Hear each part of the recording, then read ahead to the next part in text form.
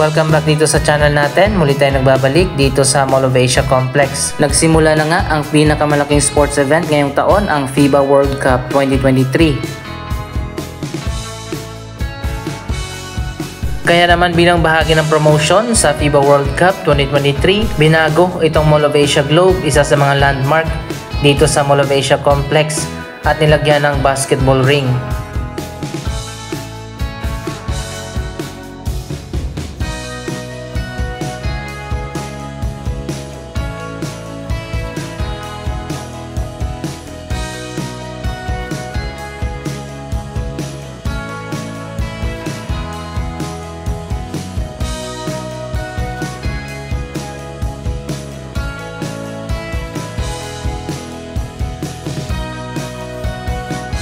Excited na ba kayo sa laro ng Gilas Pilipinas? Ang first two opening games ay magaganap sa Philippine Arena. At ang karamihan sa mga games kung saan maglalaban-laban ang iba't ibang mga bansa ay gaganapin sa Araneta Coliseum at Mall of Asia Arena. Tatlong bansa ang host ng FIBA World Cup 2023, ang Pilipinas, Indonesia at Japan. Ang iba namang mga laro ay gaganapin sa Indonesia Arena at Okinawa Arena sa Japan.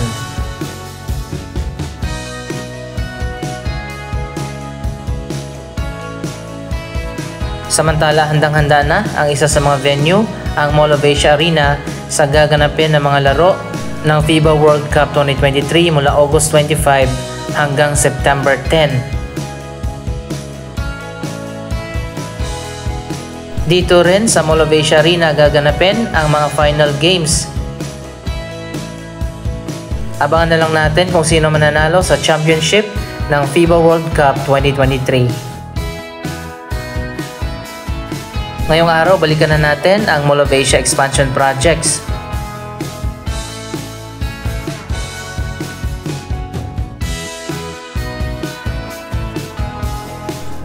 Dito sa harap ng mall, hindi pa rin tapos yung ginagawang finishing design. Nilagyan pa nga ito ng temporary design ng SM logo.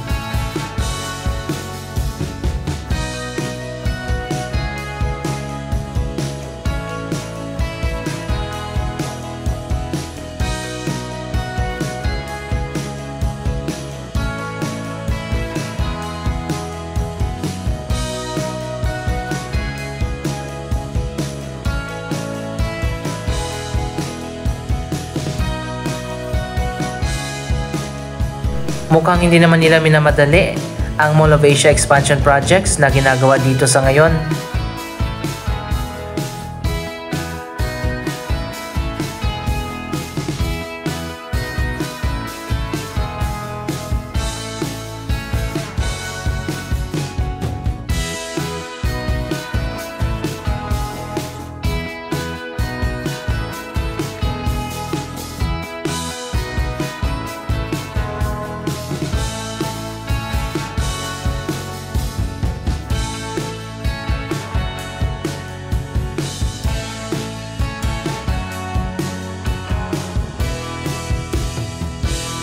Sa south wing pati na sa gitna ng mall ay nilagyan na ng third floor. Dito na lang sa may north wing ang ginagawa pa.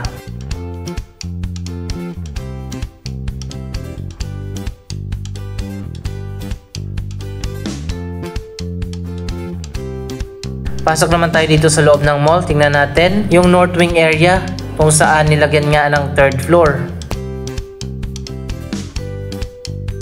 Ayan, makikita nyo naman sarado pa hanggang sa ngayon ang bahaging ito ng Mall of Asia.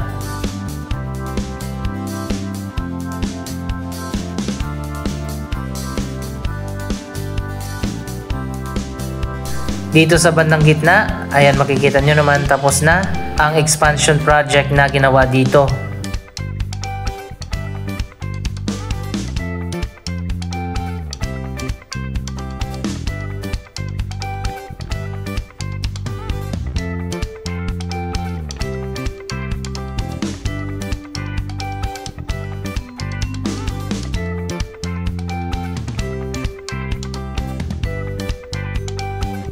Isa pa sa magandang feature ang ginawa nila dito ang skylight kung saan mayroong mga glass na ceiling at direktang papasok ang liwanag dito sa loob ng mall.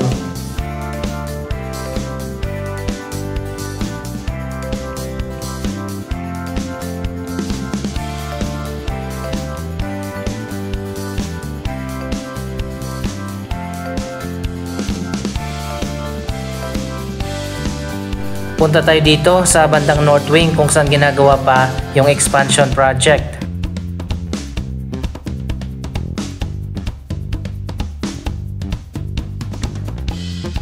Ayan guys, makikita nyo naman sarado pa rin hanggang sa ngayon ang area na ito.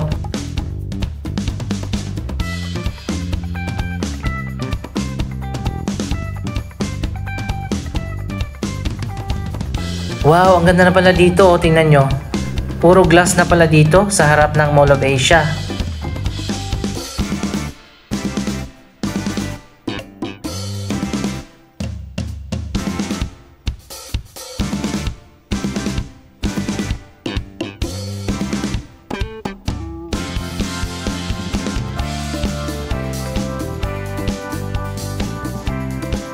Ito yung pinaka main entrance ng Mall of Asia.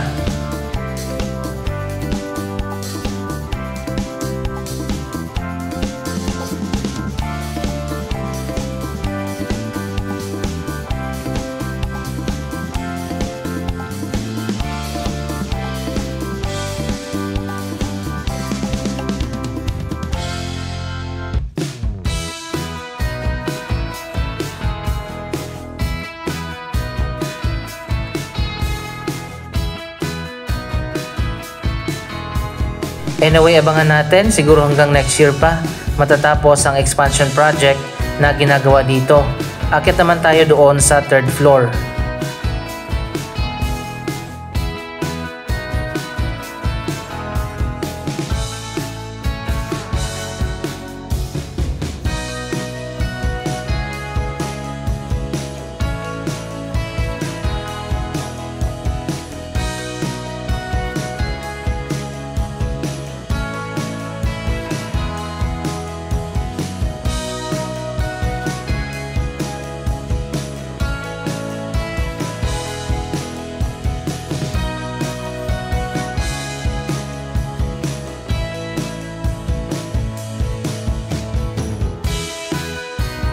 Andito na tayo sa bagong dagdag na floor ng Mall of Asia. Napakaganda na dito, maliwalas at maliwanag dahil sa mga full glass windows mula sa ceiling hanggang sa ground.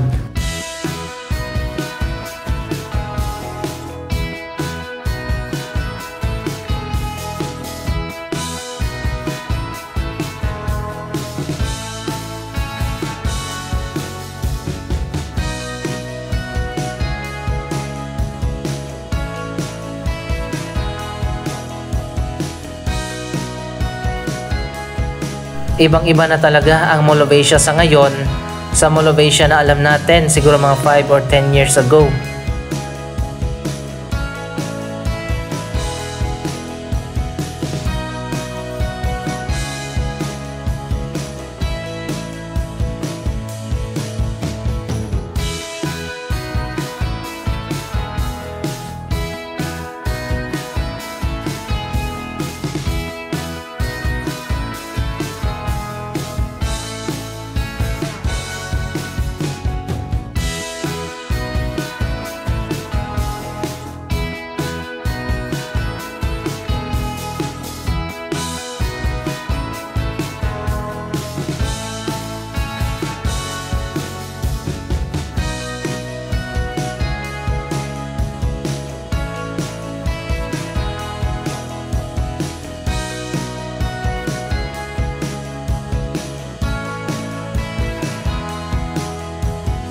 Maganda na noon ang Mall of Asia kaya dinadayo ito ng mga tao, pero sa ngayon mas pinaganda pa ito.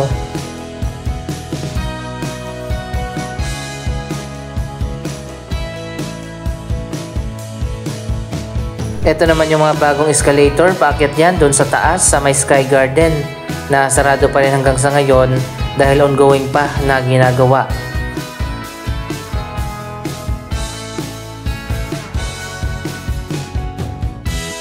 Napansin ko lang maganda pala yung ganito, yung may skylight o glass ceilings para maliwanag sa loob ng mall.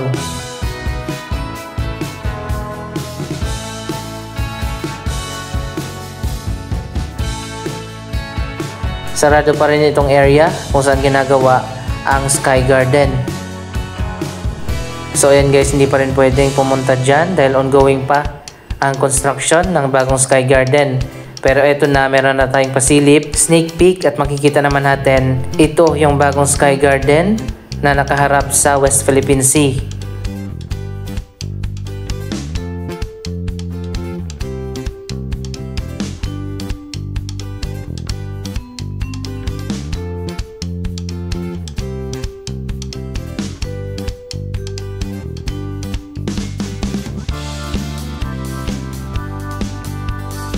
Para sa mga hindi pa nakakaalam, dalawang proyekto ang ginagawa dito sa taas ng Mall of Asia. Ang bagong Sky Garden na malawak, paikot yan mula dito sa harap hanggang dun sa likod. At ang isa pang mega project na ginagawa, ang football stadium na nasa gitna ng Sky Garden.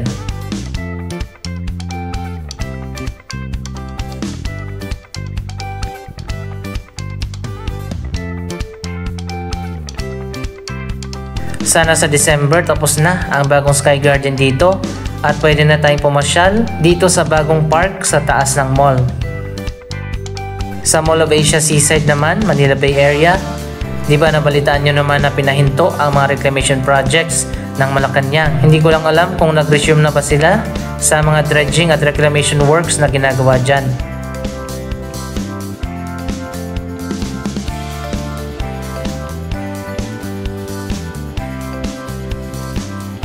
So ayan guys, so napakaganda na ng bagong Sky Garden na nasa taas ng mall. By the way, yung area pala dito sa tabi ng Mall of Asia, yung parking ng mga motor dati, tatayuan yata ng bagong building. Hindi ko pa alam, baka hotel o di kaya office building.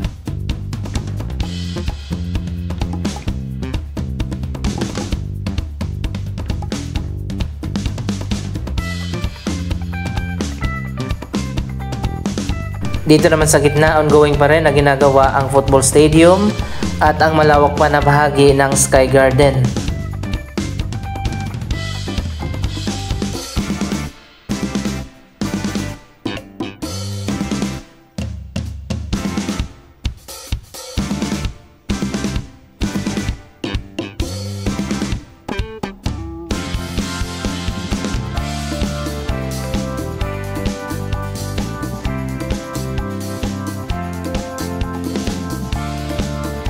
Ang daming barko ngayon dito sa Mall of Asia Seaside. 360 hectares ang lawak ng SM Prime Reclamation Project na itatayo dyan.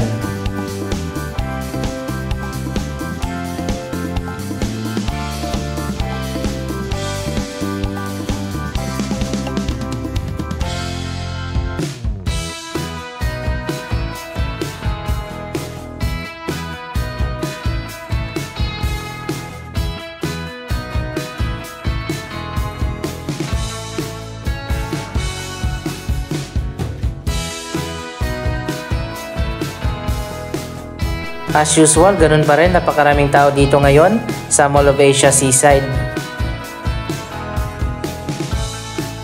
Mula dito sa likod ng mall, kitang-kita naman natin ang ongoing progress ng mga proyekto na ginagawa dyan sa taas ng mall.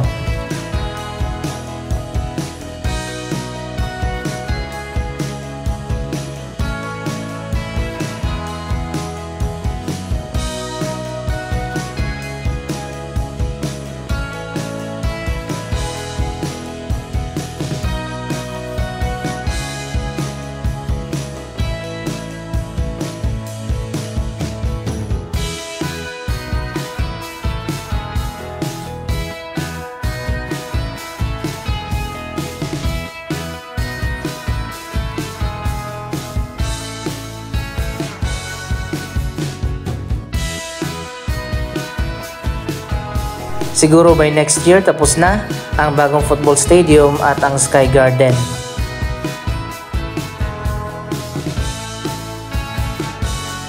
Ano ang masasabi nyo sa iba't ibang mga proyekto na ginagawa ngayon dito sa Mall of Asia Complex bilang bahagi ng Mall of Asia Expansion Project? Mag-comment lamang dyan sa baba ng inyong mga reaksyon. Maraming salamat sa inyong panonood. Don't forget to like, share, comment, at subscribe. Thank you for watching!